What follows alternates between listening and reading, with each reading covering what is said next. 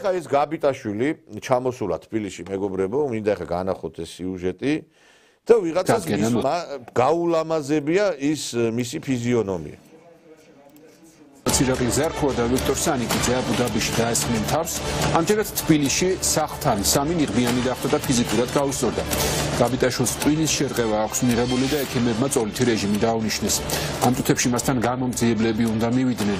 რაც შეეხება თავდასხმის ადგილზე არსებული კამერების ჩანაწერებს, ის პოლიციამ სასამართლო განჩინების გარეშე გადაუდებელი აუცილებლობის მოტივით ამოიღო. ნინა მაჩაბელი მუშაობს თემაზე და ის ჩაგვერთვება პირდაპირ ეთერში. ნინა, რა ახალი გარემოებების დადგენა მოხერხდა ამ დროისთვის? ლაშა გაბიტაშვილი ამ დროისთვის უკვე იმყოფება სახლში, მას წოლითი რეჟიმი აქვს, როგორც ცნობილი ხდება, კლინიკაში შესთავაზეს ექიმებმა დარჩენა და დაკვირვება, იმიტომ რომ მას ტვინის შერყევა აქვს, მაგრამ ლაშა გაბიტაშვილმა უარი განაცხადა ამ შეთავაზებაზე და ხელწერილის საფუძველზე დატოვა მან კლინიკა. ამ წუთებში, როგორც ჩვენთვის ცნობილი ხდება, ლაშა გაბიტაშვილი ელოდება გამომძიებლებს და დღის ბოლომდე უნდა გამოიკითხოს ის დილას მომხდარ ამბავთან დაკავშირებით, როგორც თავად გაბიტაშვილი გამარტავს დღევანდელი ინციდენტი არის სწორედ აბუ-დაბის გაგრძელება და ამბობს, რომ რეჟიმი ცდილობს ყველა იმ ადამიანის დაშინებას, ვისაც კი უჩნდება კითხვები არსებულ რეჟიმთან დაკავშირებით და ასევე გამარტავს ის, რომ არავის არ უნდა ეშინოდეს დღეს ქვეყანაში იმის რაც ხდება, იმიტომ რომ სიმართლე არ არის ქართული ოცნებისკენ, იმ პოლიტიკური პარტიისკენ, რომლებმაც მოპარეს ხალხს არჩევნები და ბუნებრივია გამარჯვებული იქნება ქართველი ხალხი. მე დავისაჯე, იმიტომ რომ ვერ დამაშინეს აქციაზეც ვიყავი გუშინ და ეს არის ის რაც დღეს მოხდა. დილით ეს ემსახურება სწორედ დაშინებას, ასეთია ლაშა გაბიტაშვილის პასუხი დილადელ ინციდენტთან დაკავშირებით. Ძახს როცა ვასეირნებდი, ესე იგი უცებ არ ვიცი მოულოდნელად სამი ადამიანი დამესო, ვერც დავინახე როგორ მომიახლოვდნენ და ძირს დავარდი და მე აფექტის მდგომარეობაში ვიყავი და არ ვიცი საერთოდ ვინ იყვნენ, რა იყვნენ, სახეუჩანდად არ ჩემიხედი, ანუ სხვანაირად მინდიოდა ვითარება. ანუ გინების და იმის მეტი არაფერი რა. ეს არის აბუ-დაბის გაგრძელება, უბრალოდ ეს პერსონალურად იმ ხალხის, ვინც ჩემთან ერთად კაპეზეზე იყვნენ, არ ამგონია, უფრო ეს არის რეჟიმის პასუხი. აბუ-დაბიში რომ მოსაკითხად მივედი, რომ კითხვებით მივედი დეპუტატის წევრებთან, რომ მიმდინარე მდგომარეობაზე პასუხისმგებლობა აიღოთ და მეკითხა თუ რა იქნებოდა. შესაბამისად, ეხა რეჟიმი ცდილობს რომ დააშინოს ყველა ადამიანი, ვისაც ესეთი შეკითხვები გაუჩნდება. ვინც ისეთ სიტუაციაში კითხავს ამას, რომელიც მათთვის კომფორტული არ არის. და ეს ყველაფერი ზეწოლა არის, ანუ უნდათ რომ ხალხი გატეხონ, რომ არ გავიდეს აქციებზე. მე გუშინ აქციაზეც ვიყავი და ალბათ ეს ყველაფერი ძალიან აღელვებდა, უნდათ რომ სამაგალითო დავისაჯე. შესაჩინებელი არაფერი არ არის და ვინმე თუ უნდა შეშინდეს, ეს ისინი უნდა შეშინდნენ და მზად არიან, იმიტომ იღებენ ამ კანონებსაც, რომ ისინი არიან დაშინებული. მათ სიმართლე მათ მხარეს არ არის და შესაბამისად ამით ცდილობენ ტიტუშკებით, ახალი კანონებით ცდილობენ რეჟიმის დაცვას. სასწრაფო სამედიცინო დახმარების აი ხა ეს ადამიანი რომელიც აღმოჩნდა, მე ყოველგვარ ძალადობას ვეწინააღმდეგები, მაგრამ რასაც დათესავ, იმას მოიმკი. აი ბოდიში და რუსი ცოლი რო ყავს და აი რასაც შენ აგინებ და როეუნები სხვა შენი ისაო და იმ ცოლს უკეთებ იმას, რასაც ჩვენ სხვას ეუბნები, რაღაცა სიდისი და ნამუსი უნდა გქონდეს.